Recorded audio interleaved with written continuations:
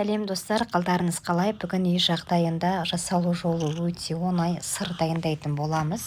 Ол үшін ыдысымызға 750 грамм сүтімізді, яғни сүт қатты ыстық немесе салқын болмау керек, орташа жылулықта болу керек. Осының үстіне 500 грамм сүзбемізді саламыз, яғни творог. Осы екеуін жақсылап тұрып араластырасыздар. Екі қосындының нәтижесінде сыроватка дейді ғой, яғни сары су бөлім шығады. Оны қазір сүзіп ажыратып алатын боламыз.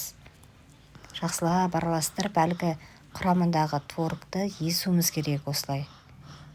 Одан соң осылай сүзіп аламыз.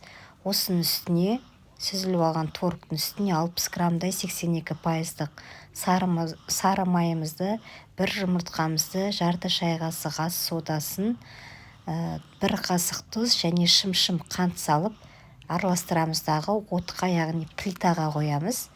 Плитаға қойғаннан кейін оны да үздіксіз араластырасыздар. Ыдысымызға майлап аласыздар. Кез келген ыдысты жаңағы сыр салатын.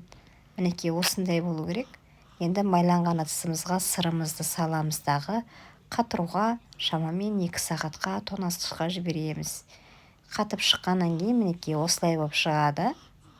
Оңай түседі осылай. Одан соң ұсынсаңыздар болады. Сіздермен бірге болған мен Әлден Гауһар. Қазақ тіліндегі YouTube каналымды қолдап, лүпіл басып, пікір қалдырыңыздар және парақшама тіркелуді ұмытпаңыздар. Алдағы уақытта әлі талай рецепттермен бөлісіп отырамын, Алла бұйыртса. Сондықтан сіздер де пікір қалдыра отырыңыздар.